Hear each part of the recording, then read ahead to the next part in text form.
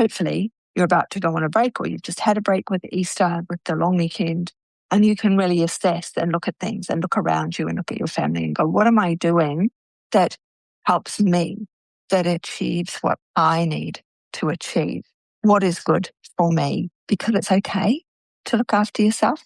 It's okay to think about yourself and what you're doing and how you're doing it alongside your business.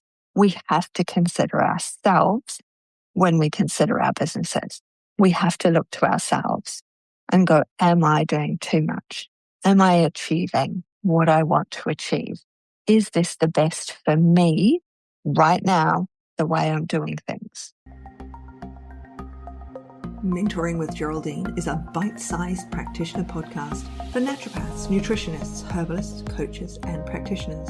This podcast responds directly to the needs of you, the practicing natural therapist. We have interviews during the holiday season and business and mindset support each week, so you'll get the variety you need to enjoy and stay motivated in your practice. Don't forget to subscribe to receive the weekly episodes. And if you want to connect with me, always check the show notes, because that's where you'll find the links to book appointments and, of course, to join the Academy, the membership group, where there's constant connection and community with like-minded practitioners. Now, let's get started.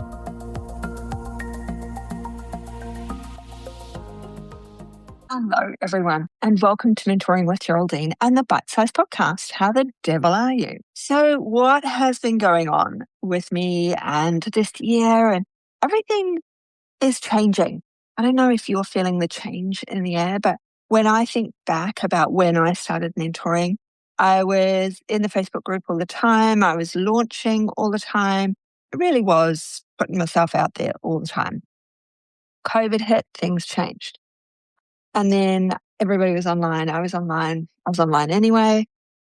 And then maybe last year, things really started to change. And this year, I have felt change since day one.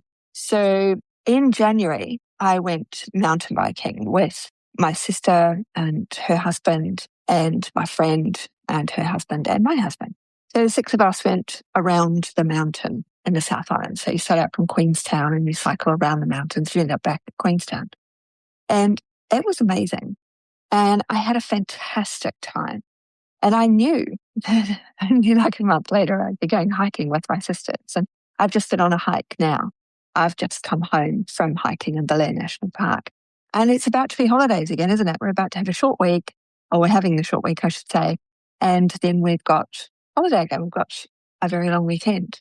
When I think back, especially today, I was hiking around Blair National Park and I wasn't really looking. I've got all trails and I just opened it and I had a look and I thought, I'll just, skirt around the outer edge, not really realizing how big Blair National Park is. Thankfully, we'd made sandwiches and we had water with us, because after 12 Ks of walking around the park, we realized that, I was realizing that my ankles were hurting, my hips were hurting, and maybe I should be doing a little bit more hiking on a regular basis. So, but with all of these things, like while I was walking, I was able to listen to the bird song, look at the animals, but also spend some time. I had to pace myself, just like we did on the mountain bike. There was recovery time. We had to sit, and we sat when we're hiking just now at the waterfall, but it's summer here in South Australia. We don't have a lot of water, so it was a very dry waterfall. But it was a nice cliff face, shall we say. But we have to spend time recovering. We have to spend time pacing ourselves, and we have to know our limits. We have to be willing to say, to take a breath. When you're going up a steep, scrambling up a path, you have to be okay with yourself to say, I need to stop and I need to take a breath. And those things happen with our businesses as well. And, you can't sprint up a mountain. We have to do these things at our own pace. And we can't run our practice at full capacity all of the time. We've talked about this. What happens if you do, there's burnout. You can make poor decisions. That's what I noticed most of all, is when I put in too many clients. If I see more than 15 clients a week, I have a tendency to make poor decisions, or not give them enough attention, or slip up about something, never anything drastic, but it's always like afterwards they've gone and I think, oh, should have given them magnesium and something else, not just that one thing. Or maybe that magnesium is the wrong thing. I should have given them, or not the wrong thing, but not now that I'm rested, the perfect thing. I'd never thought to myself, what a disaster, I've given them the wrong thing. Never thought that. If I had, then I'd be on the phone to them saying, stop. That's never happened to me. So I'll just put that out there. I've always just thought to myself, that magnesium would have been better than that one.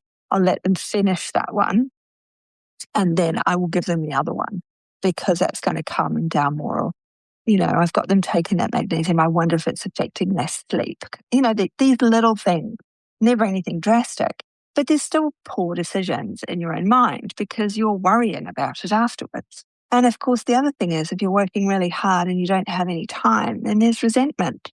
So we have to have this sustainable pace and this sustainable, because I burnt out and COVID was that eye opener for me. We had the lockdown here in South Australia. We didn't have much of a lockdown. There's not many of us and there's a lot of space between us all. So we only had sort of the official, couple of weeks, but then they closed the borders and we couldn't really go anywhere. So, but it did make me realize that I had been seeing too many people. I had been doing too much and I had to change the way I worked. And it was about pace. I wasn't pacing myself. I was getting, if you go into the strategy lab, and in free places as well on my website, you'll find I had challenges and things that I was doing. And they're exhausting when you're running them. Like if you're doing them and you're following them, they're not, I didn't ever make them to be exhausting for the person doing them. They were one small thing a day. But they were always exhausting for me because I had to be online that day. I had to produce the content. I had to do all of the things for everyone. So, it's a reflection question in this one for you is where are you pushing yourself? So where am I pushing myself when I should be pacing myself? Is it that you're trying really hard in this business for yourself and there's another job that somebody else is paying you that you find way more relaxing? It's much easier. You turn up, you do the job, you've got money going into your super for when you retire and it's all pretty chill. And then you come home again. There's no homework when you get home like there is when you're running a business. So how can you change that so that you feel the same way when you work in your own business so that when you finish for the day, you finished? My thing is, if I can't fit it into the appointment, I can't do it. It doesn't mean to say I don't do research afterwards. That might be reading an article or looking something up. Totally do that. But for the client themselves, if I can't do it in the appointment, then I can't do it. And also, if they can't, in the appointment, we're discussing something together and I talk to them and they're, I don't know, I can do it, then I'm pushing too hard with them. And how are they going to cope? Is it going to be too much for them, too much effort for them to do it? If you have, and I will admit, I've had clients who have come back and said, I'm your worst client ever because I haven't done the things you asked, which means I'm asking too much. I'm not asking it in the right way. I haven't checked that is within their capacity to do those things. So when I'm talking with my Monday group, we're talking about these things. How much capacity do you have? How much capacity does your client have? What is the problem that your client is facing right now? And how can we work to make sure that your client can do those things, that they can actually achieve those goals that they have set themselves and that you have accepted as part of the treatment plan and you're working towards? Where am I as the practitioner? Am I pacing myself? Do I need to have a side job so that I'm not as exhausted as I would be? Quite a lot of teachers and nurses become nutritionists and naturopaths. They will often take casual work. They will often take a casual day here and there. And when you speak to them, like, oh yeah, it's all so easy. It's just, I go along, I do the job. I know everyone there because it's my old school or my old ward, my old job, my old hospital. I go back. That's what I did. I'd go back. I'd do the job at the hospital and I knew everyone. At the end of the day, I finished. I had money in the bank. I had money in my super. That money from my job never went into my business. My business money has only ever been my business money, right? So the money that I would earn from nursing went into the family pot. It didn't go into my pot at all. It went straight into the holiday pot. It went straight into what I was doing with family. So when we think about how are we pacing ourselves, how are we using our resources, how are we working towards our own goals when we look at our clients' goals? Are we pacing ourselves like you would be pacing yourself if you were on a mountain bike or if you were climbing and walking like I was today? What is it that you're trying to achieve? And are you able to achieve that? Now, hopefully, you're about to go on a break or you've just had a break with Easter, with the long weekend, and you can really assess and look at things and look around you and look at your family and go, what am I doing that helps me, that achieves what I need to achieve? What is good for me? Because it's okay to look after yourself. It's okay to think about yourself and what you're doing and how you're doing it alongside your business. We have to consider ourselves when we consider our businesses. We have to look to ourselves and go, am I doing too much? Am I achieving what I want to achieve? Is this the best for me right now, the way I'm doing things? Am I pacing myself? Am I making the best decisions for myself and those around me? Am I doing what I want to do? And am I being supported in what I want to do? And if I'm not, why not? Where are your support networks? Who is there to support you? Sound like really simple things, but they're actually big picture stuff. It's where are those people? Where are my support networks? Am I pacing myself? Am I pacing my clients? I'm going to leave you on that because I really want you to have a good think about that. I want you to take a few deep breaths before you scroll on to the next podcast or, do the next thing. Maybe you're doing the dishes at the moment, you're driving the car, whatever it is. But I want you to really take a moment to think, am I pacing myself? When I'm out walking, I'm really thinking about the things that I'm doing, about what's going on with me, what I can achieve. I'm listening to the birds. I'm listening to the countryside around me.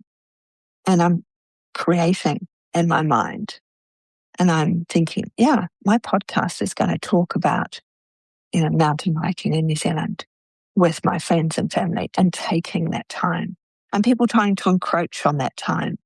Someone said to my husband, oh, well, do you really need school holidays off since you don't have kids at home anymore? We haven't taken school holidays for about 3 years, right? And, do you really need school holidays because everybody else has kids? And he turned and said, well, actually, yeah, I do, because not only has it been booked for a year, and not only have I had it booked off for a year, one of the parties is a school teacher. So we can only go in school holidays. And they were like, oh, okay. So it wasn't, sometimes when we approach things and say things, they're not actually as bad or as difficult as we think they're going to be. Sometimes we just need to say the words out loud rather than worrying about them and tuning in. So take a moment to think about things that are going on with you. Take that moment to have a look. Are you pacing yourself? It might be a diary moment. It might be a journaling moment. It might be time that you need to look at how things are running for you. Are you running on empty? Are you running on exhausted? And how can you make your life better for you and for those around you? I'm going to leave you with that. I look forward to catching up with you on the next podcast. You know the deal. If you're on your phone, maybe scroll down, give me 5 stars. That would be lovely.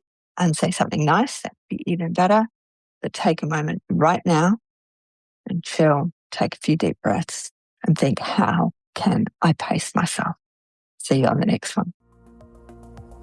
Thanks so much for joining me today. Don't forget to rate, review, and subscribe to the podcast for the weekly episodes. If you'd like even more support and learning, then the Academy is for you. Here you'll find part 2 of the herbal discussions, more clinical learning, and case studies to support your clients in practice. Bye for now.